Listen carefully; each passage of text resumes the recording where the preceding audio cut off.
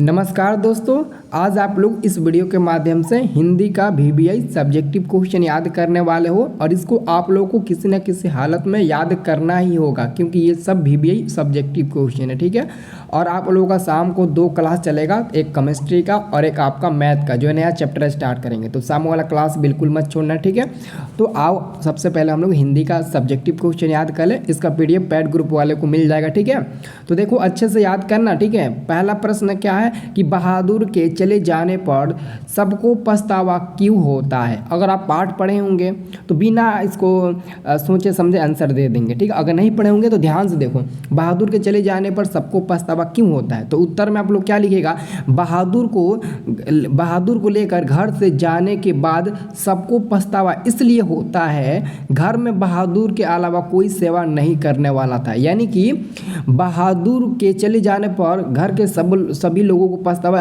क्यों होता है, यही क्वेश्चन पूछा है। तो आप लोग सिंपल में ऐसा भी आंसर दे सकते हैं कि बहादुर जब लेखक के घर था तो लेखक के परिवार के सभी सदस्यों को बहुत ही ढंग से, बहुत ही अच्छे तरीके से सेवा पानी करता था।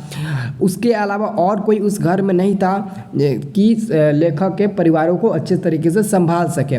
यही कारण था कि जब लेखक के घर से बहादुर चला गया तो लेखक के सभी सदस्यों को पछतावा होने लगा। ठीक है, आप ऐसे लिखोगे तो बहुत ज़्यादा आप मतलब कि वाक्यों में लिख दोगे, लेकिन आपसे 4 से 5 वाक्यों में ही लिखना है 2 नंबर का क्वेश्चन। ठीक है, चलो अगला प्रश्न देखो।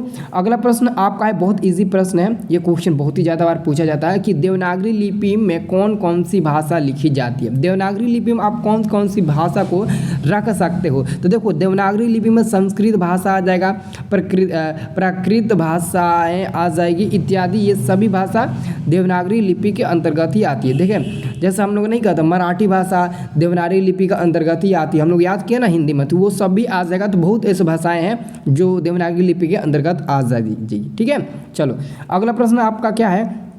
अगला आपका प्रश्न बहुत ही जबरदस्त है। प्रश्न है कि मैक्स मुलर की दृष्टि में भारत का दर्शन कहाँ हो सकता है। यानी कि क्वेश्चन ऐसा भी पूछ सकता है कि सच्चे भारत का दर्शन कहाँ हो सकते हैं, या फिर मैक्स मुलर की दृष्टि से सच्चे भारत का दर्शन कहाँ हो सकता है, या फिर मैक्स मुलर की दृष्टि से भारत का दर्शन कहाँ हो सकता है। ऐसा क्वेश्चन पूछेगा, समझ लेना यही क्वेश्चन है। ठीक है, तो हम लोग उत्तर में क्या लिखेंगे, हम लोग उत्तर में लिखेंगे कि मैक्स मुलर की दृष्टि में सच्चे भारत का दर्शन मुंबई, कलकत्ता, चेन्नई जैसे शहरों में नहीं बल्कि भारत के गांव में हो सकती है, क्योंकि ज़्यादातर आबादी भारत के गांव में ही बसती है। गांव सभी दृष्टिकोण से सुरक्षित है और होगा भी आगे चलकर। हमेशा के लिए गांव सब कुछ से सुरक्षित रहता है। ठीक है, कोई कितना भी हवा में क्यों ना उड़ ले, कोई कितना भी कहीं विदेश में जाकर काम करके पैसा क्यों ना कमा ले, उसका मेन आसरा होता है घर ही। ठीक है, घर ही हम लोगों का सब कुछ है। यानी कि घर मतलब कि हमारा गाँव का जो घर है वही। शहर में हम लोग कितने दिन तक रहेंगे, जब शहर में कोई मतलब कि मुसीबत आती है तो हम लोग घर के ही याद आती है। ठीक है, देखे नहीं हो कोरोना महामारी में बहुत लोग फंसे थे, शहरों में, विदेशों में, कई जगहों फंसे थे, तो घर आने के लिए भी वो तरस रहे थे। ठीक है, तो आप लोग समझ सकते हो इससे भी। ठीक है, चलो अगला प्रश्न क्या है। अगला आपका प्रश्न देखो, इसका मैं 2 आंसर बताऊंगा जो कि मैंने हिंदी का क्लास लिया था उसमें आपको बताया था। ठीक है, प्रश्न आपसे पूछा गया है कि परंपरा का ज्ञान किन के लिए सबसे ज़्यादा आवश्यक है और क्यों।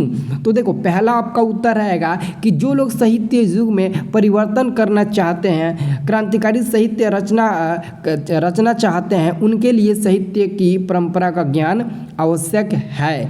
लेकिन आप इसको एक और भाषा में लिख सकते हैं, जैसे मैंने आपको बताया था ऑब्जेक्टिव में। ठीक है, तो आपका क्या है, तो ऑब्जेक्टिव में जो लकीर के फ़कीर न होकर क्रांतिकारी साहित्य की रचना करना चाहते हैं, अक्सर उन्हीं के लिए परंपरा का ज्ञान आवश्यक है। यहाँ पर परंपरा लिख लेना। ठीक है, यहाँ पर क्या लिख लेना, यहाँ पर ये लिख लेना परंपरा। ठीक है, परंपरा का ज्ञान उन्हीं लोगों के लिए आवश्यक है। ठीक है, तो ये आप लोग लिख सकते हो। ठीक है, कोई भी दिक्कत हो तो हमसे बोलना। ठीक है, अब देखो अगला प्रश्न। अगला प्रश्न आपका है 5 नंबर। देखो जी, 5 नंबर प्रश्न है कि डुमराव की महत्ता का कारण क्या है।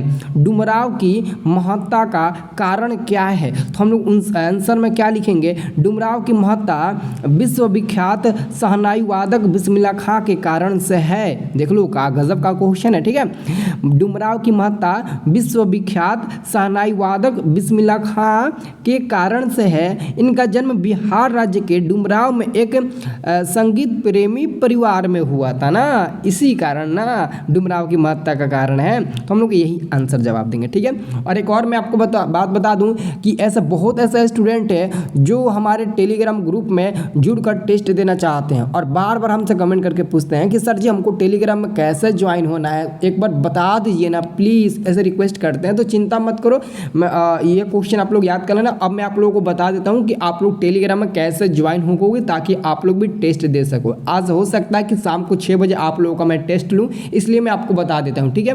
तो देखो टेस्ट कैसे देना है। अगर आप लोग पहले से टेलीग्राम डाउनलोड करके रखे हो अपने मोबाइल में तो इसी वीडियो को डिस्क्रिप्शन में देख लो, आपको टेलीग्राम का लिंक मिल जाएगा। उस पर जैसे ही क्लिक करोगे तो फटाक से हमारा टेलीग्राम ग्रुप ओपन हो जाएगा और उसमें आप लोग ज्वाइन कर लेना। अगर आपके पास टेलीग्राम नहीं है तो देखो संपूर्ण हम आपको जानकारी बता देते हैं। सबसे पहले आप अपने मोबाइल को ओपन करना, ओपन करने के बाद देखना कि आपके मोबाइल में कहाँ पर प्ले स्टोर है, जहाँ पर गेम वगैरह है, ये सब गेम है ना, आपको इसी वाले प्ले स्टोर में आना है।